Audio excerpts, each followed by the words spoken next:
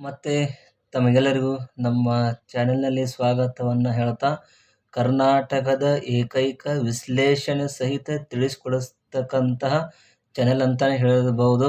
ಯಾಕಂದರೆ ನೀವು ನಮ್ಮ ಪ್ರತಿಯೊಂದು ವಿಡಿಯೋಗಳನ್ನ ನೋಡ್ಬೋದು. ನಾವು ನಿಮಗೆ ಪ್ರತಿಯೊಂದು ಕ್ವಶನದ ಒಂದು ವಿಶ್ಲೇಷಣೆ ಸಹಿತವಾದಂಥ ಒಂದು ಬಹುನಿರೀಕ್ಷಿತ ಪ್ರಶ್ನೆಗಳ ಬಗ್ಗೆ ಚರ್ಚೆಯನ್ನು ಮಾಡಿಕೊಡ್ತಾ ಇದ್ದೀವಿ. ಸೊ ಇವತ್ತಿನ ಈ ಒಂದು ಕ್ಲಾಸ್ನಲ್ಲಿ ನಾವು ವಿಜ್ಞಾನ ವಿಷಯಕ್ಕೆ ಸಂಬಂಧಪಟ್ಟಿರ್ತಕ್ಕಂಥ ಚಾಪ್ಟರ್ ನಂಬರ್ 10 ಜೀವನ ಕ್ರಿಯೆಗಳು ಪಾರ್ಟ್ 1 ಇದರ ಬಗ್ಗೆ ನಾವು ಇವತ್ತು ಡಿಸ್ಕಷನ್ನ ಮಾಡೋರಿದ್ದೀವಿ. ಓಕೆ, ಸೊ ವಿಡಿಯೋ ಆದಮೇಲೆ ನೀವು ನಮಗೆ ನಮ್ಮ ವಿಡಿಯೋಸ್ಗಳನ್ನು ಲೈಕ್ ಮಾಡ್ಬೋದು ಮತ್ತು ಚಾನಲ್ನ ಸಬ್ಸ್ಕ್ರೈಬ್ ಮಾಡ್ಬೋದು. ಅಲ್ಲಿವರೆಗೂ ದಯವಿಟ್ಟು ಮಾಡೋಕ್ಕೆ ಹೋಗಬೇಡಿ. ಇದು ಇಷ್ಟ ಆದರೆ ಮಾತ್ರ ಮಾಡಿ, ಇಲ್ಲಾಂದರೆ ಮಾಡೋಕ್ಕೆ ಹೋಗಬೇಡಿ. ಓಕೆ, ನಾವು ತಡ ಮಾಡ್ದೇ ನಮ್ಮ ಚಾಪ್ಟರ್ ಕಡೆಗೆ ಹೋಗೋಣ. ಸೊ ಈ ಒಂದು ಚಾಪ್ಟರ್ನಲ್ಲಿ ಬರ್ತಕ್ಕಂಥ ಫಸ್ಟ್ ಒಂದು ಪ್ರಶ್ನೆ, ಫಿಸಿಯಾಲಜಿಕಲ್ ಪ್ರೊಸೆಸ್ ಅಂದ್ರೆ ಜೀವನದ ಒಂದು ಕ್ರಿಯೆಗಳು ಪಾರ್ಟ್ 1 ಇವತ್ತಿನ ಕ್ಲಾಸ್ನಲ್ಲಿ ನಾವು ತಗೋತಾ ಇದ್ವಿ. ಸೊ ಈ ಚಾಪ್ಟರ್ನಲ್ಲಿ ಬರ್ತಕ್ಕಂಥ ಮೊದಲನೇ ಪ್ರಶ್ನೆ ಹೀಗಿದೆ. ಮೊದಲನೇ ಪ್ರಶ್ನೆ ನೋಡಿ ಹೀಗಿದೆ. ಓಕೆ, ಆಹಾರ ಪದ್ಧತಿಯನ್ನು ಆಧರಿಸಿ ಜೀವಿಗಳ ವರ್ಗೀಕರಣ ಎಷ್ಟು? ನೋಡಿ, ಆಹಾರ ಪದ್ಧತಿಯನ್ನು ಅನುಸರಿಸಿ ಅಥವಾ ಒಂದು ಆಧರಿಸಿ ಜೀವಿಗಳ ವರ್ಗೀಕರಣವನ್ನು ಯಾವ ಪದ್ಧತಿಯಲ್ಲೇ ಮಾಡಿರ್ತಾರೆ? ಹೌದಾ? ಅಥವಾ ಎಷ್ಟು ಒಂದು ವರ್ಗೀಕರಣವನ್ನು ಮಾಡಿರ್ತಾರೆ ಅಂತಕ್ಕಂಥ ಒಂದು ಕ್ವಶನ್ ಇದೆ. ಇಲ್ಲಿ ಆಯ್ಕೆ ನೋಡಿ, ಆನ್ಸರು 2 ಕೊಟ್ಟಿದ್ದಾರೆ, 3, 4 ಮತ್ತು 5. ಸೊ ಕೊಟ್ಟಿರ್ತಕ್ಕಂಥ ಈ ಒಂದು 4 ಆಪ್ಷನ್ಗಳಲ್ಲಿ ಸರಿಯಾದ ಆನ್ಸರ್ ಯಾವುದಪ್ಪ ಅಂದರೆ 2 ಅಂತ ಹೇಳ್ತೀವಿ. ಯಾಕಂದರೆ ಆಹಾರ ಪದ್ಧತಿಯನ್ನು ಆಧರಿಸಿ ಜೀವಿಗಳ ವರ್ಗೀಕರಣ ಒಂದು 2 ವಿಭಾಗಗಳಲ್ಲಿ ಒಂದು ವಿಂಗಡೆಯನ್ನು ಮಾಡಿರ್ತಾರೆ. ಸೊ ಆ 2 ಯಾವಪ್ಪ ಅಂದರೆ, ಮೊದಲನೇದು ಸ್ವಯಂ ಪೋಷಿತ ಅಂತ ಹೇಳ್ತೀವಿ. ಸ್ವಯಂ ಪೋಷಿತ ಅದಕ್ಕೆ ನಾವು ಇಂಗ್ಲೀಷ್ನಲ್ಲಿ ಅಟೋಟ್ರಾಪ್ಸ್ ಅಂತ ಹೇಳ್ತೀವಿ. ಅಟೋಟ್ರಾಪ್ಸ್ ಅಂದರೆ ಸ್ವಯಂ ಪೋಷಿತ ಜೀವಿಗಳಂತ ಹೇಳ್ತೀವಿ. ಇನ್ನೊಂದು ಪರಪೋಷಿತ ಜೀವಿ ಅಂತ ಹೇಳ್ತೀವಿ. ಪರಪೋಷಿತ ಜೀವಿಗಳು ಅಂತ ಹೇಳ್ತೀವಿ. ಅದಕ್ಕೆ ಇಂಗ್ಲೀಷ್ನಲ್ಲಿ ಏನಂತ ಕರೀತಾರೆ? ಹೆಟೆರೋಟ್ರಾಪ್ಸ್ ಅಂತ ಹೇಳ್ತೀವಿ. ಹೆಟೆರೋಟ್ರಾಪ್ಸ್. ಅರ್ಥ ಆಯ್ತಾ ಕ್ವಶನ್ ಮೀನಿಂಗು? ಆಹಾರ ಪದ್ಧತಿಯನ್ನು ಆಧರಿಸಿ ಜೀವಿಗಳ ಒಂದು ವರ್ಗೀಕರಣ ಎಷ್ಟು ಮಾಡಿರ್ತಾರೆ ಅಂದರೆ 2 ಒಂದು ಕ್ಲಾಸ್ನಲ್ಲಿ. ಎಷ್ಟು? ಸ್ವಯಂ ಪೋಷಿತ ಮತ್ತು ಇನ್ನೊಂದು ಪರಪೋಷಿತ ಜೀವಿ ಅಂತ ಹೇಳ್ತೀವಿ. ಹೌದಾ? ಹಾಗಾದರೆ ಇನ್ನುಳಿದ ಈ 3 ಆಗಿರ್ಬೋದು, 4 ಆಗಿರ್ಬೋದು ಮತ್ತು 5 ಇವೆರಡು ಅಂತರೂ ಡಮ್ಮಿ ನಂಬರ್ ಕೊಟ್ಟಿರ್ತಾರೆ. ಹೌದಾ? ಇನ್ನು 3 ಕೂಡ ಒಂದಿದೆ. ಅದು ಯಾವುದಪ್ಪ ಅಂದರೆ ಪರಪೋಷಿತ ಜೀವಿಗಳ ಒಂದು ವಿಂಗಡಣೆಯಲ್ಲಿ ಇದರಲ್ಲಿ ಕೂಡ ಎಷ್ಟು ಬರುತ್ತೆ? ಸಬ್ ಕ್ಲಾಸಸ್ಸು 3 ಬರುತ್ತೆ. ಅದು ಯಾವುದಂದರೆ ಸಸ್ಯಾಹಾರಿ, ಮಾಂಸಾಹಾರಿ ಮತ್ತು ಮಿಶ್ರಹಾರಿ ಅಂತ ಹೇಳ್ತೀವಿ. ಸಸ್ಯಾಹಾರಿ, ಮಾಂಸಾಹಾರಿ, ಹೌದಾ? ಆಮೇಲೆ ಇನ್ನೊಂದು ಮಿಶ್ರಹಾರಿ. ಅರ್ಥ ಆಯ್ತಾ ಕ್ವಶನ್ ಮೀನಿಂಗು? ಆಹಾರ ಪದ್ಧತಿಯನ್ನು ಆಧರಿಸಿ ಜೀವಿಗಳ ವರ್ಗೀಕರಣ ಎಷ್ಟಿದೆ? 2 ವರ್ಗೀಕರಣ ಮಾಡಿರ್ತಾರೆ. ಮೊದಲನೇದು ಸ್ವಯಂ ಪೋಷಿತ ಅಂದರೆ ಅಟೋಟ್ರಾಪ್ಸು, ಎರಡನೇದು ಪರಪೋಷಿತ ಜೀವಿ ಅಂದರೆ ಹೆಟೆರೋಟ್ರಾಪ್ಸ್ ಅಂತ ಹೇಳ್ತೀವಿ. ಇನ್ನು ಉಳಿದ ನಂಬರ್ ಏನು ಕೊಟ್ಟಿರ್ತಾರಲ್ಲ, ಕೆಲವೊಂದು ಡಮ್ಮಿ ಇರ್ತವೆ, ಇನ್ನು ಕೆಲವೊಂದು ಬೇರೆ ಯಾವುದಾದ್ರೂ ಒಂದು ಜೀವಿಗಳ ಒಂದು ವರ್ಗೀಕರಣ ಬಗ್ಗೆ ನಿಮಗೆ ಡೀಟೇಲ್ಸ್ ಆಗಿ ಕೊಟ್ಟಿರ್ತಾರೆ. ಜಸ್ಟ್ ನೀವು ಸ್ವಲ್ಪ ಫೈಂಡ್ ಔಟು ಮಾಡಬೇಕು. ಓಕೆ, ಅರ್ಥ ಆಗಿದೆ ಅಂತ ಅಂದ್ಕೊಂಡಿದ್ದೀನಿ. ನೆಕ್ಸ್ಟ್ ಕ್ವಶನ್ ಹೋಗೋಣ. Okay, next second question. Okay, second question ಏನು ಹೇಳ್ತೀನಿ ನೋಡಿ. ಶವಹಾರಿಗಳು ಅಂದರೆ ಏನು ಅಂತಕ್ಕಂಥ ಒಂದು ಕ್ವಶನ್ ಇದೆ. ಇಲ್ಲಿ ಆಯ್ಕೆ ನೋಡಿ. ಸತ್ತ ಪ್ರಾಣಿಯ ದೇಹವನ್ನು ಭಕ್ಷಿಸುವ ಜೀವಿಗಳು ಅಂತ ಹೇಳ್ತೇವೆ. ಹೌದಾ? ಎರಡನೇದು ಕೀಟಕಗಳನ್ನು ಆಹಾರವಾಗಿ ಸೇವಿಸುವ ಜೀವಿಗಳು. ಮೂರನೇದು ಜೀವಿಯ ದೇಹದ ರಕ್ತವನ್ನು ಹೀರಿ ಬದುಕುವ ಜೀವಿಗಳು. ನಾಲ್ಕನೇದು ಯಾವುದು ಅಲ್ಲ ಅಂತ ಕೊಟ್ಟಿದ್ದಾರೆ. ಈ ಕೊಟ್ಟಿರ್ತಕ್ಕಂಥ ಆಪ್ಷನ್ಗಳಲ್ಲಿ ಶವಹಾರಿಗಳಂದ್ರೆ ಏನಂತ ಹೇಳ್ತೀವಿ ನಾವು? ಸತ್ತ ಪ್ರಾಣಿಯ ದೇಹವನ್ನು ಭಕ್ಷಿಸುವ ಜೀವಿಗಳು ಅಂದರೆ ಶವಹಾರಿಗಳು. ಯಾಕಂದರೆ ಕ್ವಶನಲ್ಲಿದೆ ಶವ. ಹೌದಾ? ಶವ ಅಂದ್ರೇನು? ಸತ್ತಿರತಕ್ಕಂಥ ಒಂದು ಹೆಣ ಅಥವಾ ಒಂದು ಡೆಡ್ ಬಾಡಿ ಅಂತ ಕರಿತೀವಿ. ಹಾಗಾದರೆ ಆ ಸತ್ತ ಪ್ರಾಣಿಯ ದೇಹವನ್ನು ಭಕ್ಷಿಸ್ತಕ್ಕಂಥ ಜೀವಿಗಳು ಇರ್ತಲ್ವ, ಅದಕ್ಕೆ ಏನಂತ ಕರಿತೀವಿ? ಶವಹಾರಿಗಳು ಅಂತ ಕರಿತೀವಿ. ಏನು? ಶವಹಾರಿಗಳು. ಅದೇ ಥರ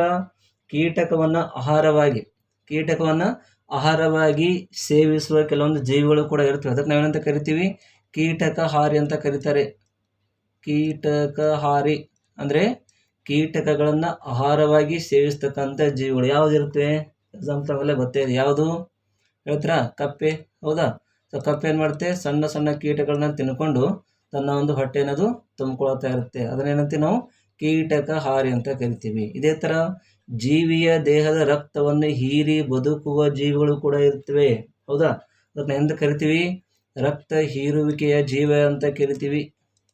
ರಕ್ತ ಹೀರುವಿಕೆಯ ಜೀವಿಗಳಂತ ಕರಿತೀವಿ. ಹೌದಾ? ಅಂತ ಎಕ್ಸಾಂಪಲ್ ಯಾವುದಿದೆ? ಎಕ್ಸಾಂಪಲ್ ಯಾವುದು? ತಿಗಣೆ, ಜಿಗಣೆ. ಹೌದಾ? ಇವೆಲ್ಲ ಏನು ಮಾಡ್ತಪ್ಪ ಅಂದರೆ ನಮ್ಮ ದೇಹದ ಏನು ಮಾಡುತ್ತೆ? ರಕ್ತವನ್ನು ಹೀರ್ಕೊಂಡು ನಾವು ಅಂದರೆ ನಮ್ಮಲ್ಲೇ ಮನುಷ್ಯರಲ್ಲೇ ಕಾಣಿಸ್ಕೊಳ್ಳುತ್ತೆ. ಮನುಷ್ಯರಲ್ಲಿರ್ಬೋದು, ಆಮೇಲೆ ಪ್ರಾಣಿಗಳಿರ್ಬೋದು. ಸೊ ತಿಗಣೆ, ಜಿಗಣೆ ಏನು ಬರುತ್ತೆ? ಒಂದು ಜೀವಿಯ ದೇಹದ ರಕ್ತವನ್ನು ಹೀರ್ಕೊಂಡು ಒಂದು ಬದುಕ್ತಕ್ಕಂಥ ಕೆಪಾಸಿಟಿ ಅದರಲ್ಲಿ ಬಂದಿರುತ್ತೆ. ಸೊ ಹೀಗಾಗಿ ಶವಹಾರಿಗಳಂದ್ರೆ ಏನಪ್ಪ ಅಂದರೆ ಸತ್ತ ಪ್ರಾಣಿಯ ದೇಹವನ್ನು ಭಕ್ಷಿಸುವ ಜೀವಿಗಳು ಅಂತ ಹೇಳ್ತೀವಿ. ಹಾಗೆ ಕೀಟಕಗಳನ್ನು ಆಹಾರವಾಗಿ ಒಂದು ಸೇವನೆ ಮಾಡ್ತಕ್ಕಂಥ ಪ್ರಾಣಿಗಳು ಯಾವುದು? ಕೀಟಕಹಾರಿ ಅಂತ ಕರಿತೀವಿ. ಉದಾಹರಣೆಗಾಗಿ ಕಪ್ಪೆ. ಇನ್ನು ಜೀವಿಯ ದೇಹದ ರಕ್ತವನ್ನು ಹೀರಿ ಬದುಕುವ ಜೀವಿಗಳು ಯಾವುದಂದ್ರೆ ರಕ್ತ ಹೀರುವಿಕೆಯ ಜೀವಿ ಅಂತ ಹೇಳ್ತೀವಿ. ಓಕೆ, ಬೆಸ್ಟ್ ಎಕ್ಸಾಂಪಲು ತಿಗಣೆ ಮತ್ತು ಜಿಗಣೆ. ಅಂದರೆ ಜೀವಿಯ ಒಂದು ರಕ್ತ ಹೀರ್ಕೊಂಡು ಅವು ತಮ್ಮ ಆಹಾರವನ್ನು ತಮಗೆ ಒಂದು ಸಪ್ಲೈನ ಮಾಡ್ಕೋತಾ ಇರ್ತೇವೆ ಅಂತ ಹೇಳ್ತೀವಿ. ಓಕೆ, ಕ್ವಶನ್ ಅಂಡರ್ಸ್ಟ್ಯಾಂಡ್ ಆಗಿದೆಯಾ?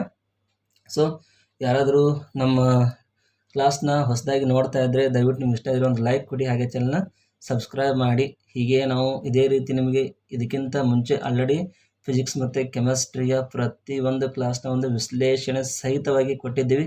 ತಾವು ಕೂಡ ಅಲ್ಲಿ ಪ್ಲೇಲಿಸ್ಟ್ನಲ್ಲಿ ಹೋಗಿ ಅದನ್ನು ನೋಡ್ಕೋಬೋದು. ಓಕೆ, ನೆಕ್ಸ್ಟ್ ಕ್ವಶನ್ ಹೋಗೋಣ. ಓಕೆ, ಕ್ವಶನ್ ನಂಬರ್ 3 ನೋಡಿ ಏನು ಹೇಳುತ್ತೆ? ಗಿಳಿಯನ್ನು ಯಾವ ಜೀವಿ ಎಂದು ವರ್ಗೀಕರಣ ಮಾಡಲಾಗುತ್ತೆ? ಗಿಳಿ.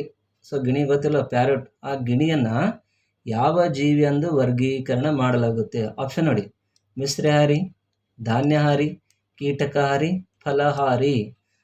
ಸೊ ತಮಗೆಲ್ಲರಿಗೂ ಗೊತ್ತಿರೋ ಪ್ರಕಾರ ಗಿಳಿ ಏನು ಮಾಡ್ತಪ್ಪ ಅಂದರೆ ಜಾಸ್ತಿ ತಿನ್ನೋದೇ ಅದು ಹಣ್ಣುಗಳನ್ನ ಜಾಸ್ತಿ ತಿನ್ನುತ್ತೆ. ಸೊ ಹೀಗಾಗಿ ಅದನ್ನು ಯಾವ ಒಂದು ಜೀವಿ ಒಂದು ವರ್ಗೀಕರಣ ಮಾಡ್ತೀವಿ ನಾವು? ಫಲಹಾರಿ ಜೀವಿ ಅಂತ ಒಂದು ವರ್ಗೀಕರಣವನ್ನು ಮಾಡ್ತೀವಿ. ಹೌದಾ? ಹಾಗಾದರೆ ಈ ಮಿಶ್ರಹಾರಿಗಳಲ್ಲಿ ಯಾವ್ದು ಬರುತ್ತೆ? ಧಾನ್ಯಹಾರಿಗಳಲ್ಲಿ ಯಾವ್ದು ಬರುತ್ತೆ? ಕೀಟಕಹಾರಿಗಳಲ್ಲಿ ಯಾವ್ದು ಬರುತ್ತೆ? ಅದನ್ನು ಕೂಡ ಹೇಳ್ತೀವಿ. ಮಿಶ್ರಹಾರಿ ಅಂದ್ರೆ ಏನು? ಸಸ್ಯ ಮತ್ತು ಪ್ರಾಣಿಯನ್ನು ತಿಂದು ಬದುಕ್ತಕ್ಕಂಥ ಜೀವಿಗಳು. ಹೌದಲ್ವಾ? ಮಿಶ್ರಹಾರಿ ಅಂತ ಕೊಟ್ಟಿದ್ದಾರೆ. ಸಸ್ಯ ಮತ್ತು ಪ್ರಾಣಿಯನ್ನು ಆಹಾರವಾಗಿ ಒಂದು ಸೇವನೆ ಮಾಡ್ತೇವೆ. ಆಹಾರವಾಗಿ ಸೇವನೆ ಮಾಡತಕ್ಕಂತಹ ಒಂದು ಒಂದು ಜೀವಿಗಳನ್ನು ನಾವು ಏನಂತ ಕರಿತೀವಿ? ಮಿಶ್ರಹಾರಿ ಜೀವಿ ಅಂತ ಕರಿತೀವಿ. ಧಾನ್ಯಹಾರಿ. ಧಾನ್ಯ ಅಂದ್ರೆ ಏನು? ಧಾನ್ಯವನ್ನು ಸೇವನೆ ಮಾಡುವುದು. ಎದಕ್ಕೋಸ್ಕರ? ಆಹಾರಕ್ಕಾಗಿ. ಹೌದಾ? ಆಹಾರಕ್ಕಾಗಿ ಒಂದು ಧಾನ್ಯದ ಒಂದು ಸೇವನೆ ಮಾಡ್ತಕ್ಕಂಥ ಜೀವಿಗಳು. ಯಾವುದಿರುತ್ತೆ ಜೀವಿಗಳು? ಧಾನ್ಯ ಯಾವ್ದು ತಿಂತವೆ? ನಮಗೆಲ್ಲ ಗೊತ್ತಿದೆ. ಯಾವುದು? ಗುಬ್ಬಚ್ಚಿ ತಿನ್ನುತ್ತಾ? ಹೌದು, ಗುಬ್ಬಚ್ಚಿ, ಪಾರಿವಾಳ ಇವೆಲ್ಲ ಏನು ಮಾಡ್ತವೆ? ಧಾನ್ಯಗಳನ್ನು ಸೇವನೆ ಮಾಡ್ತಾ ಇರ್ತವೆ. ಇನ್ನು ಕೀಟಕಹಾರಿ ಬರುತ್ತೆ. ಕೀಟಕಹಾರಿ ಅಂದ್ರೆ ಏನು? ಆಹಾರಕ್ಕಾಗಿ ಕೀಟಕಗಳನ್ನು ತಿಂದು ಬದುಕ್ತಕ್ಕಂಥ ಒಂದು ಜೀವಿ ಅಂತ ಹೇಳ್ತೀವಿ. ಕೀಟಗಳನ್ನು ತಿಂದು ಬದುಕ್ತಕ್ಕಂಥ ಜೀವಿ ಯಾವುದು? ಕಪ್ಪೆ. ಜಸ್ಟ್ ನಿಮ್ಗೆ ಎಕ್ಸಾಂಪಲ್ ಹೇಳಿದ್ದೆ. ಕಪ್ಪೆ ಕೀಟಗಳನ್ನು ತಿಂತಾ ಇರುತ್ತೆ. ಹಲ್ಲಿ ಕೂಡ ಏನು ಮಾಡುತ್ತೆ? ನಮ್ಮ ಮನೇಲಿ ಹಲ್ಲಿಗಳು ಇರ್ತಲ್ಲ, ಏನು ತಿಂತವೆ? ಸಣ್ಣ ಸಣ್ಣ ಕೀಟಗಳನ್ನು ತಿಂದು ತಮ್ಮ ಒಂದು ಹೊಟ್ಟೆನ ತುಂಬಿಕೊಳ್ತಾ ಇರ್ತವೆ. ಸೊ ಅವುಗಳನ್ನು ಕೀಟಕಹಾರಿ ಅಂತ ಕರೀತಾರೆ. ಹೌದಾ? ಇಲ್ಲಿ ಕ್ವಶನ್ ಅರ್ಥ ಆಯ್ತಾ? ಗಿಳಿಯನ್ನು ಯಾವ ಜೀವಿ ಎಂದು ವರ್ಗೀಕರಣ ಮಾಡಲಾಗುತ್ತೆ? ಫಲಹಾರಿ. ಇದೇ ಥರ ಕೀಟಕಹಾರಿ ಕೂಡ ಬರುತ್ತೆ. ಧಾನ್ಯಹಾರಿ ಒಂದು ಜೀವಂತ ವರ್ಗೀಕರಣ ಕೂಡ ಬರುತ್ತೆ. ಮಿಶ್ರಹಾರಿ ಅಂತ ಕೂಡ ಒಂದು ವರ್ಗೀಕರಣ ಬರುತ್ತೆ. ಪ್ರತಿಯೊಂದರ ಒಂದು ಎಕ್ಸಾಂಪಲ್ ಕೂಡ ನಿಮ್ಗೆ ಗೊತ್ತಿರಬೇಕು. ಮಿಶ್ರಹಾರಿ ಅಂದ್ರೆ ಏನು? ಸಸ್ಯ ಮತ್ತು ಪ್ರಾಣಿಯನ್ನು ಆಹಾರವಾಗಿ ಸೇವನೆ ಮಾಡುವುದು. ಧಾನ್ಯಹಾರಿ ಅಂದರೆ ಆಹಾರಕ್ಕಾಗಿ ಒಂದು ಧಾನ್ಯದ ಒಂದು ಸೇವನೆಯನ್ನು ಮಾಡುವುದು. ಕೀಟಕಹಾರಿ ಅಂದರೆ ಕೀಟಕದ ಒಂದು ಆಹಾರಕ್ಕಾಗಿ ಕೀಟಗಳ ಒಂದು ಸೇವನೆಯನ್ನು ಮಾಡುವುದು. ಅದಕ್ಕೆ ಕೀಟಕಹಾರಿ ಅಂತಾರೆ. ಫಲಹಾರಿ ಅಂದ್ರೆ ಏನು?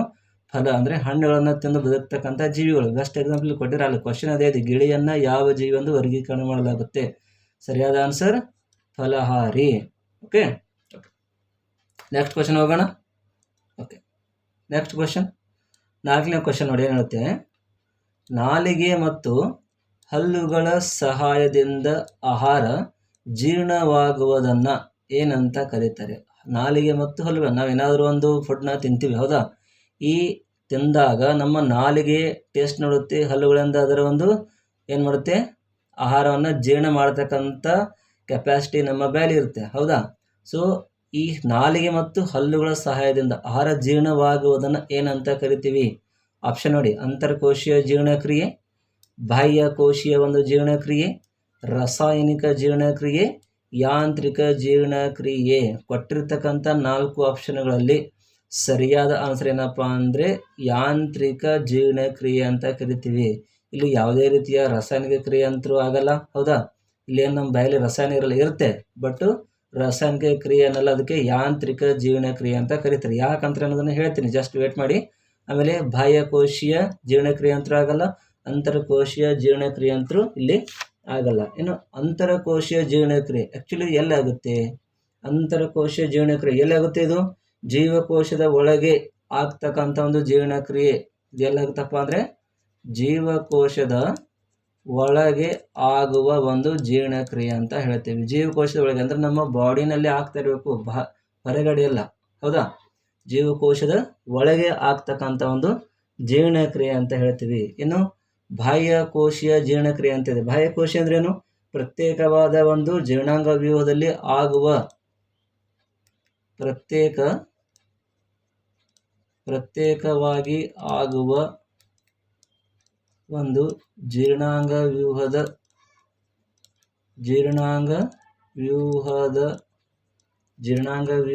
ಒಂದು ಜೀರ್ಣಕ್ರಿಯೆ ಅಂತ ಹೇಳ್ತೀವಿ, ಹೌದಾ? ಒಂದು ಸೆಪರೇಟ್ ಆಗಿ ಒಂದು ಜೀರ್ಣಕ್ರಿಯೆ, ಇದು ಬಾಹ್ಯಕೋಶೀಯ ಜೀರ್ಣಕ್ರಿಯೆ ಅಂತ ಹೇಳ್ತೀವಿ ಅದಕ್ಕೆ. ಇನ್ನು ರಾಸಾಯನಿಕವಾಗಿ ಆಗ್ತಕ್ಕಂಥ ಒಂದು ಜೀರ್ಣಕ್ರಿಯೆ ಇದೆಲ್ಲಾಗುತ್ತೆ?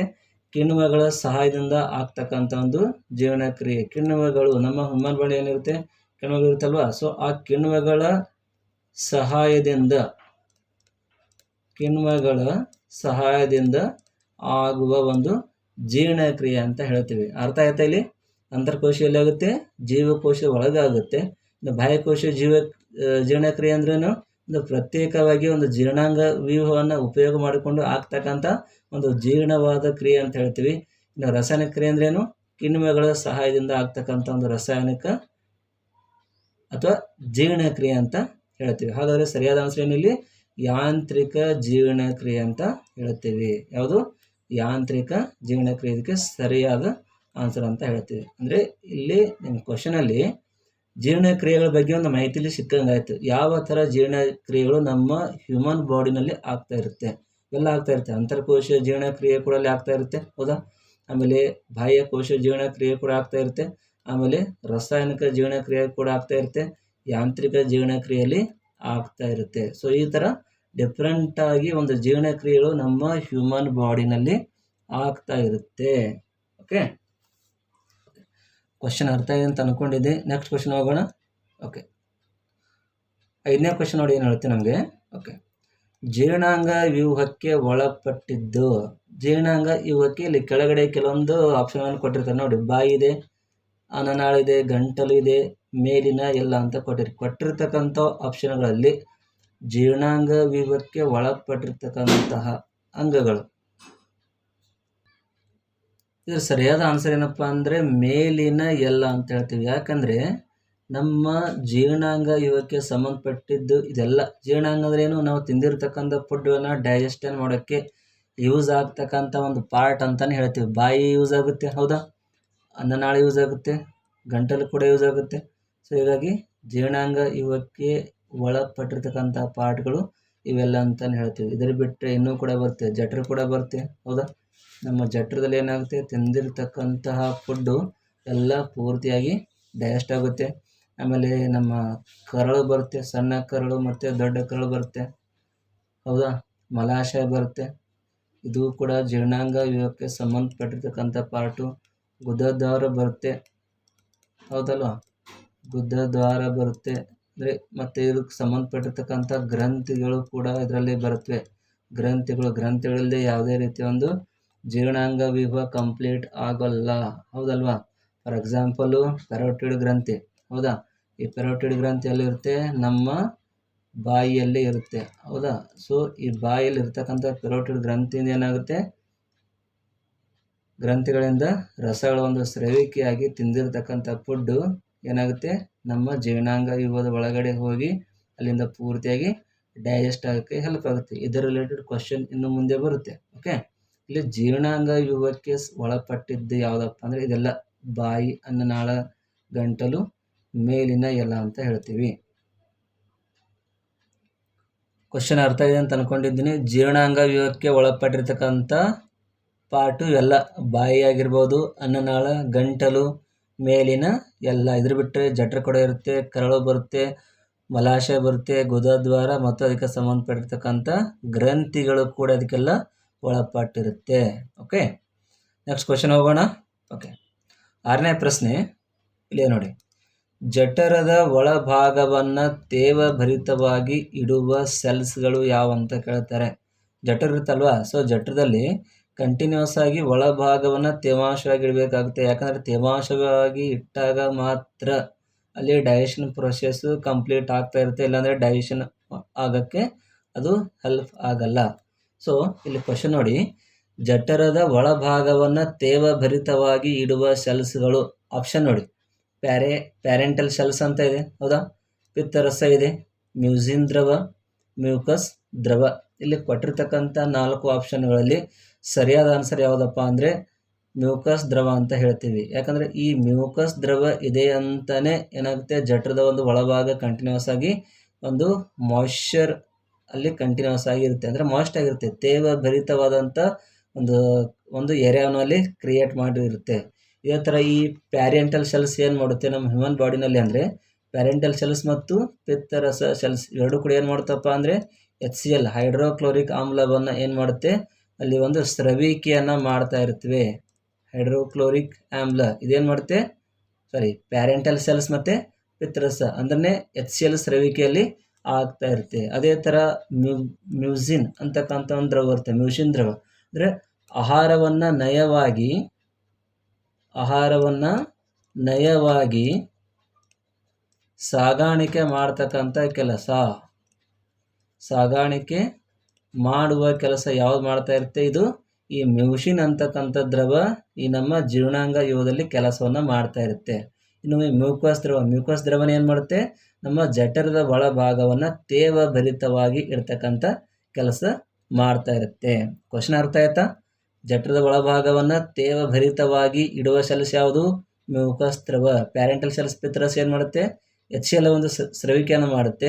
ಮ್ಯೂಸಿನ್ ದ್ರವ ಏನು ಮಾಡುತ್ತೆ, ಆಹಾರವನ್ನು ನಯವಾಗಿ ಸಾಗಾಣಿಕೆ ಮಾಡ್ತಕ್ಕಂಥ ಒಂದು ಕೆಲಸವನ್ನು ಮಾಡ್ತಾ ಇರುತ್ತೆ. ಓಕೆ, ನೆಕ್ಸ್ಟ್ ಕ್ವಶನ್ ಹೋಗೋಣ.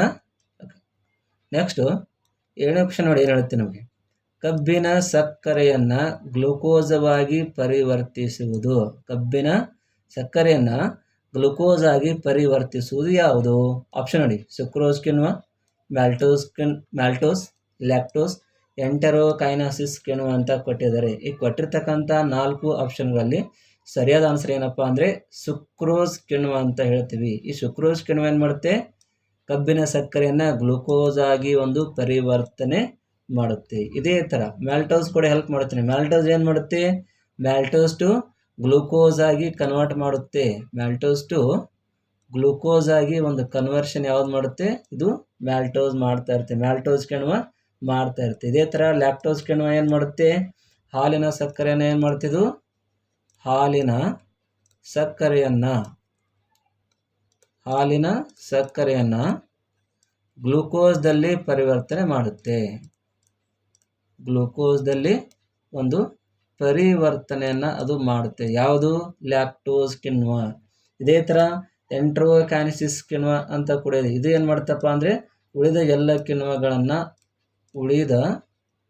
ಎಲ್ಲ ಕಿಣ್ವಗಳನ್ನು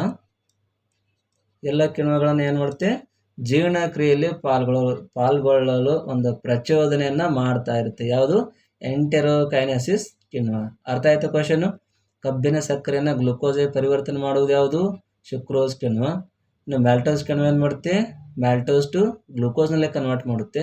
ಲ್ಯಾಕ್ಟೋಸ್ ಏನು ಮಾಡುತ್ತೆ ಅಂದರೆ ಹಾಲಿನಲ್ಲಿ ಏನು ಸಕ್ಕರೆ ಇರುತ್ತಲ್ವ, ಹಾಲು ಟೇಸ್ಟ್ ಇರುತ್ತೆ, ಯಾವಾಗಲೂ ಕಹಿ ಅಥವಾ ಇದು ಇರೋಲ್ಲ, ಹೌದಲ್ವಾ? ಸೊ ಒಂಥರ ಟೇಸ್ಟ್ ಇರುತ್ತೆ. ಟೇಸ್ಟ್ ಇರೋಕ್ಕೆ ರೀಸನ್ ಏನಪ್ಪ ಅಂದರೆ ಲ್ಯಾಕ್ಟೋಸ್ ಇರುತ್ತೆ ಅದರಲ್ಲಿ. ಆ ಲ್ಯಾಕ್ಟೋಸ್ನ ಏನು ಮಾಡ್ತದೋ, ಲ್ಯಾಕ್ಟೋಸ್ನ ಅಂದರೆ ಹಾಲಿನ ಸಕ್ಕರೆ ಅಂದರೆ ಲ್ಯಾಕ್ಟೋಸ್, ಅದನ್ನ ಏನು ಮಾಡುತ್ತೆ, ಈ ಒಂದು ಗ್ಲೂಕೋಸ್ದಲ್ಲಿ ಪರಿವರ್ತನೆಯನ್ನು ಮಾಡ್ತಾ ಇರುತ್ತೆ. ಇನ್ನು ಎಂಟೆರೋಕೈನೆಸಿಸ್ ಕಿಣ್ವ ಏನು ಮಾಡುತ್ತೆ, ಉಳಿದಿರ್ತಕ್ಕಂಥ ಎಲ್ಲ ಏನೇನು ಕಿಣ್ವಗಳು ಉಳಿದಿರ್ತಲ್ವ ಅವುಗಳು ಏನು ಮಾಡುತ್ತೆ, ಜೀರ್ಣಾಂಗವ್ಯೂಹದಲ್ಲಿ ಜೀರ್ಣಕ್ರಿಯೆಯ ಒಂದು ಭಾಗದಲ್ಲಿ ಪಾಲ್ಗೊಳ್ಳೋ ಸಲುವಾಗಿ ಏನು ಮಾಡ್ತದ್ದು, ಒಂದು ಪ್ರಚೋದನೆಯನ್ನು ಮಾಡ್ತಾ ಇರುತ್ತೆ. ಅದಕ್ಕೆ ಎಂಟೆರೋಕೈನೆಸಿಸ್ ಕಿಣ್ವ ಅಂತ ಕರೀತಾರೆ.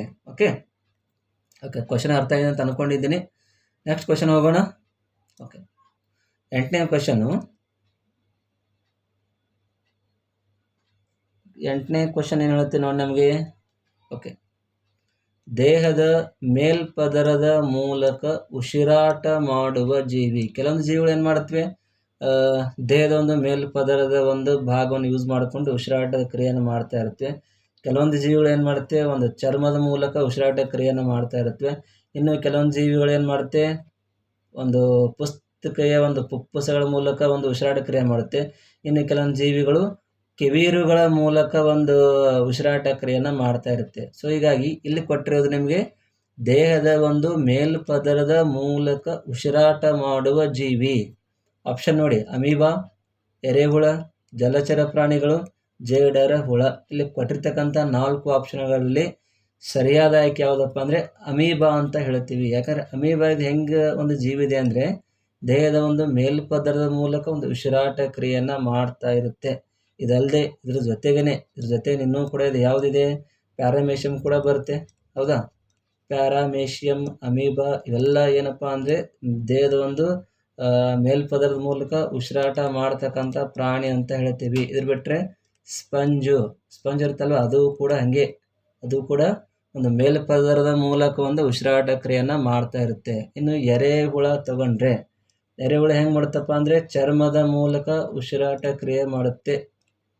ಚರ್ಮದ ಮೂಲಕ ಅದು ಉಸಿರಾಟ ಕ್ರಿಯೆಯನ್ನು ಮಾಡ್ತಾ ಇರುತ್ತೆ. ಇದ್ರ ಬಿಟ್ಟರೆ ಎರೆಹುಳ ಬಿಟ್ಟರೆ ಇನ್ನೊಂದು ಬರುತ್ತೆ, ಯಾವುದು, ಕಪ್ಪೆ. ಹೌದಾ, ಕಪ್ಪೆ ಕೂಡ ಏನು ಮಾಡುತ್ತೆ, ಒಂದು ಚರ್ಮದ ಮೂಲಕ ಒಂದು ಉಸಿರಾಟನ ಮಾಡ್ತಾ ಇರುತ್ತೆ. ಇನ್ನು ಜಲಚರ ಪ್ರಾಣಿಗಳು ಯಾವ ಥರ ಉಸಿರಾಟ ಮಾಡ್ತಾ ಇರುತ್ತೆ, ಜಲಚರ ಪ್ರಾಣಿಗಳು ಅಂದರೆ ಯಾವುದು, ಮೀನು ಇರ್ಬೋದು, ತಿಮಿಂಗಲ ಇರ್ಬೋದು, ಶಾರ್ಕ್ ಇರ್ಬೋದು. ಹೌದಾ, ಶಾರ್ಕ್ ಇರುತ್ತೆ, ವೇಲ್ ಇರುತ್ತೆ. ಇವೆಲ್ಲ ಹೆಂಗೆ ಮಾಡ್ತಪ್ಪ ಅಂದರೆ ಕಿವೀರುಗಳ ಮೂಲಕ ಒಂದು ಉಸಿರಾಟ ಕ್ರಿಯೆಯನ್ನು ಮಾಡುತ್ತೆ. ಕಿವೀರುಗಳ ಮೂಲಕ ಉಸಿರಾಟ ಕ್ರಿಯೆಯನ್ನು ಮಾಡ್ತಾ ಇರುತ್ತೆ. ಇನ್ನು ಜೇಡರ್ ಹುಳನ ತಗೊಂಡ್ರೆ, ಜೇಡರ್ ಹುಳ ಹೇಗೆ ಮಾಡ್ತಪ್ಪ ಅಂದರೆ ಪುಸ್ತಿಕೆಯ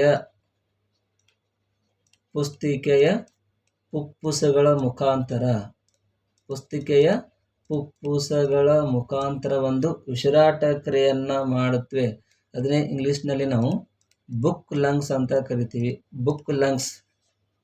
ಬುಕ್ಸ್ ಲಂಗ್ಸ್ ಅಂತ ಕರಿತೀವಿ. ಈ ಜೇಡರ್ ಒಳಗೆ ಬಿಟ್ಟರೆ ಇನ್ನೊಂದು ಬರುತ್ತೆ, ಯಾವುದು, ಚೇಳು ಇರ್ತವಲ್ಲ, ಚೇಳು ನೋಡಿರ್ಬೇಕಲ್ಲ ನೀವು. ಹೌದಾ, ಸೊ ಕೊಂಡಿ ಚೇಳು, ಸಿಂಪಲ್ ಚೇಳು ಅಂತ ನೀವು ನೋಡಿರ್ತಾರೆ. ಬುಕ್ನಲ್ಲಿ ನೋಡಿ ಗೊತ್ತಾಗುತ್ತೆ ನಿಮಗೆ, ಅಥವಾ ಗೂಗಲ್ ನೋಡಿ ನಿಮ್ಗೆ ಗೊತ್ತಾಗುತ್ತೆ.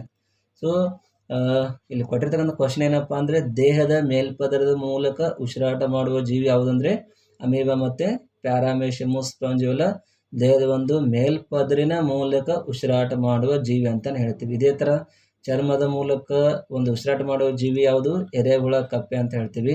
ಕಿವೀರುಗಳ ಮೂಲಕ ಉಸಿರಾಟ ಮಾಡುವ ಜೀವಿಗಳು ಯಾವುವಪ್ಪ ಅಂದರೆ ಜಲಚರ ಪ್ರಾಣಿಗಳು. ಆಮೇಲೆ ಪುಪ್ಪುಸಗಳ ಮೂಲಕ ಒಂದು ಉಸಿರಾಟ ಮಾಡ್ತಕ್ಕಂತಹ ಜೀವಿಗಳು ಯಾವುದಪ್ಪ ಅಂದರೆ ಜೇಡರ ಹುಳ ಮತ್ತು ಚೇಳು ಅಂತ ಹೇಳ್ತೀವಿ. ಇಲ್ಲಿ ಒಂದರ ಉಸಿರಾಟ ಮಾಡುವ ಜೀವಿಗಳ ಕುರಿತಾದಂಥ ಒಂದು ಕ್ವಶನ್ಗಳ ಮೇಲೆ 4 ಒಂದು ಜೀವಿಗಳ ಉಸಿರಾಟ ಯಾವ ಥರ ಮಾಡುತ್ತೆ ಅನ್ನೋದರ ಒಂದು ಮಾಹಿತಿ ತಮಗೆಲ್ಲ ಸಿಕ್ಕಂಗಾಯಿತು ಅಂತ ಹೇಳ್ತೀವಿ. ಹೌದಾ, ಕ್ವಶನ್ ಎಲ್ಲರಿಗೂ ಅರ್ಥ ಆಗಿದೆ ಅಂತ ಅನ್ಕೊಂಡಿದ್ದೀನಿ. ನೆಕ್ಸ್ಟ್ ಕ್ವಶನ್ ಹೋಗೋಣ.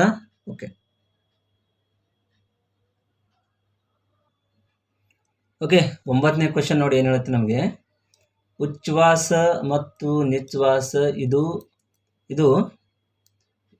ದೊಡ್ಡವರಲ್ಲಿ ಪ್ರತಿ ನಿಮಿಷಕ್ಕೆ ಎಷ್ಟು ಬಾರಿ ಆಗುತ್ತೆ? ಹೌದಾ, ಉಚ್ಛ್ವಾಸ ಅಂದ್ರೇನು ಅಂತ ಕರಿತೀವಿ ಇಂಗ್ಲೀಷ್ನಲ್ಲಿ ಇನ್ಸ್ಪಿರೇಷನ್ ಅಂತ ಕರಿತೀವಿ, ಇನ್ಸ್ಪಿರೇಷನ್. ಅದೇ ಥರ ನಿಶ್ವಾಸ ಅಂದ್ರೇನು, ಎಕ್ಸ್ಪಿರೇಷನ್ ಅಂತ ಕರಿತೀವಿ. ಆ್ಯಕ್ಚುಲಿ ಕನ್ನಡದಲ್ಲಿ ಉಚ್ಛ್ವಾಸ ಅಂದ್ರೇನು, ವಾತಾವರಣದ ಒಂದು ಗಾಳಿಯನ್ನು ದೇಹದ ಒಳಗೆ ತೆಗೆದುಕೊಳ್ತಕ್ಕಂಥ ಒಂದು ಕ್ರಿಯೆ, ಅಥವಾ ವಾತಾವರಣದ ಗಾಳಿಯನ್ನು ಶ್ವಾಸಕೋಶದ ಒಳಗೆ ತೆಗೆದುಕೊಳ್ತಕ್ಕಂಥ ಒಂದು ಕ್ರಿಯೆ ಅಂತ ಹೇಳ್ತೇವೆ. ಅದೇ ಥರ ನಿಶ್ವಾಸ ಅಂದ್ರೇನು? ಇಲ್ಲಿ ನೋಡಿ, ಶ್ವಾಸಕೋಶದ ಒಳಗೆ ಇರುವ ಗಾಳಿಯನ್ನು ಹೊರಗೆ ಹಾಕುವುದು. ಸಿಂಪಲ್ ಆಗಿ ಅರ್ಥ ಆಯ್ತಾ? ಉಚ್ಛ್ವಾಸ ಅಂದರೆ ಒಳಗೆ ತೆಗೆದುಕೊಳ್ಳುವುದು, ನಿಶ್ವಾಸ ಅಂದರೆ ಹೊರಗೆ ಹಾಕುವುದು. ಹಾಗಾದರೆ ಈ ಉಚ್ಛ್ವಾಸ ಮತ್ತು ನಿಶ್ವಾಸ ದೊಡ್ಡವರಲ್ಲಿ ಪ್ರತಿ ನಿಮಿಷಕ್ಕೆ ಎಷ್ಟು ಬಾರಿ ಆಗುತ್ತೆ ಅಂತಕ್ಕಂಥ ಕ್ವಶನಲ್ಲಿ ಕೇಳಿದ್ದಾರೆ.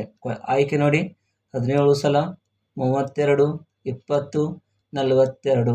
ಈಗ ಕೊಟ್ಟಿರ್ತಕ್ಕಂಥ ಆಪ್ಷನ್ಗಳಲ್ಲಿ ಸರಿಯಾದ ಆಯ್ಕೆ ಏನಪ್ಪ ಅಂದರೆ 17 ಅಂತ ಹೇಳ್ತೀವಿ. ಯಾಕಂದರೆ 17 ಸಲ ಈ ಉಚ್ಛ್ವಾಸ ಮತ್ತು ನಿಶ್ವಾಸ ಒಂದು ಕ್ರಿಯೆ ದೊಡ್ಡವರಲ್ಲಿ ಪ್ರತಿ ನಿಮಿಷಕ್ಕೆ ನಡೀತಾ ಇರುತ್ತೆ. ಇದೇ ಥರ 32 ಯಾರಿಗೆ ಆಗುತ್ತಪ್ಪ ಅಂದರೆ ಚಿಕ್ಕ ಮಕ್ಕಳಲ್ಲಿ ಇದು ಈ ಒಂದು ಪ್ರತಿ ನಿಮಿಷಕ್ಕೆ ಎಷ್ಟು ಬಾರಿ ಆಗ್ತಾ ಇರುತ್ತೆ. ಎಷ್ಟು? ಚಿಕ್ಕ ಮಕ್ಕಳಲ್ಲಿ ಎಷ್ಟು ಸಲ? 32 ಸಲ ಆಗ್ತಾ ಇರುತ್ತೆ. ಇನ್ನು 20 ಮತ್ತು 42 ಯಾವುದೇ ಥರ ಇರಲ್ಲ, ಯಾವ ವ್ಯಕ್ತಿ ಇರಲ್ಲ ಅಥವಾ ಯಾವ ಜೀವಲ್ಲಿ ಕೂಡ ಇರಲ್ಲ, ಒಂದು ಡಮ್ಮಿ ನಂಬರ್ಸ್ನಲ್ಲಿ ಕೊಟ್ಟಿರ್ತಾರೆ. ಜಸ್ಟ್ ನೀವು ಐಡೆಂಟಿಫೈ ಮಾಡ್ತಿರ್ಬೇಕು. ಅಥವಾ ನಿಮಗೆ ಮಿನಿಮಮ್ ದೊಡ್ಡವರಲ್ಲಿ ಎಷ್ಟು ಇರುತ್ತೆ ಮತ್ತು ಚಿಕ್ಕವರಲ್ಲಿ ಎಷ್ಟು ಪ್ರತಿ ನಿಮಿಷಕ್ಕೆ ಎಷ್ಟು ಬಾರಿ ಆಗ್ತಾ ಇರುತ್ತೆ ಅದು ಕೂಡ ತಮಗೆ ಗೊತ್ತಿರಬೇಕು. ಎಷ್ಟಾಗುತ್ತಪ್ಪ ಅಂದರೆ 17 ಸಲ. ಇನ್ನು ಚಿಕ್ಕ ಮಕ್ಕಳಲ್ಲಿ 32 ಸಲ ಒಂದು ಉಚ್ಛ್ವಾಸ ಮತ್ತು ನಿಶ್ವಾಸ ಕ್ರಿಯೆ ಆಗ್ತಾ ಇರುತ್ತೆ. ಹೌದಾ? ಕ್ವಶನ್ ಅರ್ಥ ಆಯ್ತಾ? ಓಕೆ, ನೆಕ್ಸ್ಟ್ ಒಂದು ಕ್ವಶನು, ಲಾಸ್ಟ್ ಕ್ವಶನ್ ಬರೋದು ಈ ಚಾಪ್ಟರ್ನಲ್ಲಿ. ಇದು ಜಸ್ಟ್ ಇನ್ನೂ ಪಾರ್ಟ್ 1 ಅಷ್ಟೇ ಹೇಳ್ತಿರೋದು. ಇನ್ನೂ ಪಾರ್ಟ್ 2, ಪಾರ್ಟ್ 3 ಬರುತ್ತೆ ಮುಂದಿನ ಒಂದು ಕ್ಲಾಸ್ನಲ್ಲಿ. ಓಕೆ, 10ನೇ ಕ್ವಶನ್ ನೋಡಿ. ಉಸಿರಾಟದ ಕ್ರಿಯೆಯಲ್ಲಿ ವಿನಿಮಯವಾಗುವ ಗಾಳಿಯ ಪ್ರಮಾಣವನ್ನು ಅಳೆಯಲು ಬಳಸುವ ಸಾಧನ. ನೋಡಿ, ನಾವು ಉಸಿರಾಟ ಮಾಡ್ತೀವಿ. ಆ ಉಸಿರಾಟ ಕ್ರಿಯೆಯಲ್ಲಿ ಏನಾಗುತ್ತೆ?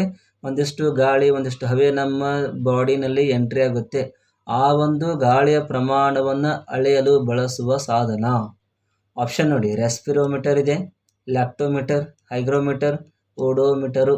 ಸೊ ಇಲ್ಲಿ ಕೊಟ್ಟಿರ್ತಕ್ಕಂಥ ಆಪ್ಷನ್ಗಳಲ್ಲಿ ಸರಿಯಾದ ಆಯ್ಕೆ ಯಾವುದಪ್ಪ ಅಂದರೆ ರೆಸ್ಪಿರೋಮೀಟರ್ ಅಂತ ಹೇಳ್ತೀವಿ. ರೆಸ್ಪಿರೋಮೀಟರ್ ಎದಕ್ಕೆ ಯೂಸ್ ಮಾಡ್ತಾರೆ? ಇದಕ್ಕೆ. ಯಾವುದು? ಉಸಿರಾಟದ ಕ್ರಿಯೆಯಲ್ಲಿ ವಿನಿಮಯವಾಗುವ ಗಾಳಿಯ ಪ್ರಮಾಣವನ್ನು ಅಳೆಯಲು ಬಳಸುವ ಸಾಧನ. ಇನ್ನು ಈ ಲ್ಯಾಕ್ಟೋಮೀಟರ್ ಕೂಡ ಯೂಸ್ ಇದೆ, ಹೈಗ್ರೋಮೀಟರ್ ಒಂದು ಯೂಸ್ ಬೇರೆನೇ ಇದೆ, ಓಡೋಮೀಟರ್ ಯೂಸ್ ಕೂಡ ಒಂದು ಬೇರೆನೇ ಇದೆ. ಲ್ಯಾಕ್ಟೋಮೀಟರ್ ಎದಕ್ಕೆ ಯೂಸ್ ಮಾಡ್ತಾರೆ? ತಮಗೆಲ್ಲ ಆಲ್ರೆಡಿ ಹೇಳಿದ್ದೀನಿ, ಬಂದಿದೆ ಕೆಮಿಸ್ಟ್ರಿಯಲ್ಲಿ. ಎದಕ್ಕೆ ಯೂಸ್ ಮಾಡ್ತಾರೆ? ಹಾಲಿನ ಒಂದು ಸಾಂದ್ರತೆಯನ್ನು ಅಳೆಯುವ ಸಲುವಾಗಿ ಈ ಒಂದು ಲ್ಯಾಕ್ಟೋಮೀಟರ್ನ ಯೂಸ್ ಮಾಡ್ತಾರೆ. ಇನ್ನು ಹೈಗ್ರೋಮೀಟರ್ ಎದಕ್ಕೆ ಯೂಸ್ ಮಾಡ್ತಾರೆ? ವಾತಾವರಣದ ಒಂದು ಆರ್ದ್ರತೆಯನ್ನು ಕಂಡು ಹಿಡಿಯುವ ಸಲುವಾಗಿ ಅಥವಾ ಅಳೆಯುವ ಸಲುವಾಗಿ ಅದನ್ನು ಯೂಸ್ ಮಾಡ್ತಾರೆ. ಇನ್ನು ಓಡೋಮೀಟರ್ ಎದಕ್ಕೆ ಯೂಸ್ ಮಾಡ್ತಾರೆ? ವಾಹನಗಳ ಒಂದು ಚಲಿಸಿದ ದೂರವನ್ನು ಅಳೆಯುವ ಸಲುವಾಗಿ. ವಾಹನದ ಚಲಿಸಿದ ದೂರ, ಒಂದು ಗಾಡಿ ಅಥವಾ ಒಂದು ವೆಹಿಕಲ್ ಎಷ್ಟು ದೂರ ಓಡ್ತು, ಎಷ್ಟು ದೂರ ರನ್ನಿಂಗ್ ಆಯಿತು ಅನ್ನೋದನ್ನು ಮೆಜರ್ಮೆಂಟ್ ಮಾಡೋದೇ ಈ ಒಂದು ಓಡೋಮೀಟರ್. ಇರುತ್ತಲ್ವ, ಅಲ್ಲಿ ಇಂತಿಷ್ಟು ಕಿಲೋಮೀಟ್ರ್ ಇವತ್ತು ರನ್ನಿಂಗ್ ಆಯ್ತು ನಮ್ಮ ಬೈಕು, ನಮ್ಮ ಕಾರು, ನಮ್ಮ ಬಸ್ಸು, ನಮ್ಮ ಬೊಲೆರೋ, ಹೌದಲ್ವಾ? ಸೊ ಅದನ್ನು ಅಳೆಯತಕ್ಕ ಸಾಧನ ಯಾವುದಪ್ಪ ಅಂದರೆ ಓಡೋಮೀಟರ್ ಅಂತ ಹೇಳ್ತೀವಿ. ಓಕೆ, ಸೊ ಈ ಥರ ಈ ಒಂದು ಜೀವನ ಪ್ರಕ್ರಿಯೆ ಪಾರ್ಟ್ 1ರಲ್ಲಿ ಇದಿಷ್ಟೇ ತೊಗೊಂಡಿದ್ದೀವಿ. ಮುಂದಿನ ಒಂದು ಪಾರ್ಟ್ 2ನಲ್ಲಿ ಕೂಡ ಇನ್ನೂ ಸಿಕ್ಕಾಪಟ್ಟೆ ಹೇಳೋದಿದೆ ನಿಮಗೆ. ಹೌದಾ? ಸೊ ಮತ್ತೆ ರಿಪೀಟ್ ಆಗಿ ಒಂದೊಂದು ಕ್ವಶನ್ ನೋಡೋಣ. ಮತ್ತೆ 10ನೇ ಕ್ವಶನ್ ಹೇಳುತ್ತೆ ನಮಗೆ, ಉಸಿರಾಟದ ಕ್ರಿಯೆಯಲ್ಲಿ ವಿನಿಮಯವಾಗುವ ಗಾಳಿ ಪ್ರಮಾಣವನ್ನು ಅಳೆಯಲು ಬಳಸುವ ಸಾಧನ ರೆಸ್ಪಿರೋಮೀಟರು. ಹೌದಾ? ಇನ್ನು 9ನೇ ಕ್ವಶನ್ ಹೇಳುತ್ತೆ, ಉಚ್ಛ್ವಾಸ ಮತ್ತು ನಿಶ್ವಾಸ ಇದು ದೊಡ್ಡವರಲ್ಲಿ ಮತ್ತು ಸಣ್ಣವರಲ್ಲಿ ಕಂಡುಬರುತ್ತೆ. ಬಟ್ ಕ್ವಶನ್ ಕೇಳಿದ್ದಲ್ಲಿ ದೊಡ್ಡವರಲ್ಲಿ ಪ್ರತಿ ನಿಮಿಷಕ್ಕೆ ಎಷ್ಟು ಬಾರಿ ಆಗುತ್ತೆ? 17 ಸಲ. ಚಿಕ್ಕವರಲ್ಲಿ 32 ಸಲ. 8ನೇ ಕ್ವಶನು, ದೇಹದ ಮೇಲ್ಪದರದ ಮೂಲಕ ಉಸಿರಾಟ ಮಾಡುವ ಜೀವಿ ಯಾವುದು? ಅಮೀಬಾ ಪ್ಯಾರಾಮೇಷಿಯಂ ಮತ್ತು ಸ್ಪಂಜು. ಓಕೆ, ಇನ್ನು 7ನೇ ಕ್ವಶನು, ಕಬ್ಬಿನ ಸಕ್ಕರೆಯನ್ನು ಗ್ಲೂಕೋಸ್ವಾಗಿ ಪರಿವರ್ತಿಸುವುದು ಯಾವುದು? ಸುಕ್ರೋಸ್ ಕಿಣ್ವ. 6ನೇ ಕ್ವಶನು, ಜಠರದ ಒಳಭಾಗವನ್ನು ತೇವಭರಿತವಾಗಿ ಇಡುವ ಸೆಲ್ಸ್ ಯಾವುದು? ಮ್ಯೂಕಸ್ ದ್ರವ. ಲಕ್ಷ್ಯ ಇಡಿ. 5ನೇ ಕ್ವಶನು, ಜೀರ್ಣಾಂಗ ವ್ಯೂಹಕ್ಕೆ ಒಳಪಟ್ಟಿದ್ದು ಯಾವುದು? ಬಾಯಿ, ಅನ್ನನಾಳ, ಗಂಟಲು, ಮೇಲಿನ ಎಲ್ಲ. ಇದ್ರ ಬಿಟ್ಟರೆ ಎಲ್ಲ ಬರುತ್ತೆ. ಜಠರು, ಕರಳು, ಸಣ್ಣ ಕರಳು, ದೊಡ್ಡ ಕರಳು, ಮಲಾಶಯ, ಗುದದ್ವಾರ, ಗ್ರಂಥಿ ಇವೆಲ್ಲ ಬರುತ್ತೆ. ಓಕೆ, ನೆಕ್ಸ್ಟ್ ಕ್ವಶನು 4ನೇದು, ನಾಲಿಗೆ ಮತ್ತು ಹಲ್ಲುಗಳ ಸಹಾಯದಿಂದ ಆಹಾರ ಜೀರ್ಣವಾಗೋದನ್ನು ಏನಂತ ಕರೀತಾರೆ? ಯಾಂತ್ರಿಕ ಜೀರ್ಣಕ್ರಿಯೆ. ಮೂರನೇ ಕ್ವಶನ್ ಏನು ಹೇಳುತ್ತೆ ನೋಡಿ, ಗಿಳಿಯನ್ನು ಯಾವ ಜೀವಿ ಎಂದು ವರ್ಗೀಕರಣ ಮಾಡಲಾಗುತ್ತೆ? ಯಾವ ಜೀವಿ? ಫಲಹಾರಿ. ಓಕೆ. ನೆಕ್ಸ್ಟ್ ಕ್ವಶನು ಎರಡನೇದು, ಶವಹಾರಿಗಳು ಎಂದರೆ ಸತ್ತ ಪ್ರಾಣಿಯ ದೇಹವನ್ನು ಭಕ್ಷಿಸುವ ಜೀವಿಗಳು ಅಂತ ಹೇಳ್ತೀವಿ. ಓಕೆ. ಫಸ್ಟ್ ಕ್ವಶನ್ ನೋಡಿ ಏನು ಹೇಳುತ್ತೆ, ಆಹಾರ ಪದ್ಧತಿಯನ್ನು ಆಧರಿಸಿ ಜೀವಿಗಳ ವರ್ಗೀಕರಣ ಎಷ್ಟು? 2. ಯಾವುದು? ಸ್ವಯಂ ಪೋಷಿತ ಜೀವಿಗಳು, ಪರಪೋಷಿತ ಜೀವಿಗಳು. ಓಕೆ. ಸೊ ಈ ಥರ ಈ ಒಂದು ಚಾಪ್ಟರ್ನಲ್ಲಿ ಬರುತ್ತೆ. ಸೊ ಪ್ರತಿಯೊಬ್ಬರು ಸ್ವಲ್ಪ ಲಕ್ಷ್ಯ ಕೊಟ್ಟು ಸ್ಟಡಿಯನ್ನು ಮಾಡಿದ್ರೆ ಪ್ರತಿಯೊಬ್ಬ ನಮ್ಮ ಸ್ನೇಹಿತರು ಎಲ್ಲರಿಗೂ ಇದು ಅರ್ಥ ಆಗುತ್ತೆ ಅಂತ ಹೇಳ್ತೀನಿ. ಸೊ ತಮಗೆ ಏನಾದರೂ ಈ ಕ್ಲಾಸ್ ಇಷ್ಟ ಆಗಿದ್ರೆ ದಯವಿಟ್ಟು ಒಂದು ಲೈಕ್ ಕೊಡಿ. ಆಮೇಲೆ ಹೊಸಬರು ಯಾರಾದ್ರು ನೋಡ್ತಾ ಇದ್ದರೆ ದಯವಿಟ್ಟು ಚಾನಲ್ ಸಬ್ಸ್ಕ್ರೈಬ್ ಮಾಡಿ, ಮತ್ತು ನಿಮ್ಮ ಫ್ರೆಂಡ್ಸ್ ಕೂಡ ಶೇರ್ ಮಾಡಿ ಅಂತ ಹೇಳ್ತಾ ಮುಂದಿನ ಪಾರ್ಟ್ 2ನಲ್ಲಿ ತಮಗೆ ಸಿಗ್ತೀನಿ. ಅಲ್ಲಿವರೆಗೂ ನಮಸ್ತೆ, ಧನ್ಯವಾದಗಳು, ಥ್ಯಾಂಕ್ ಯು.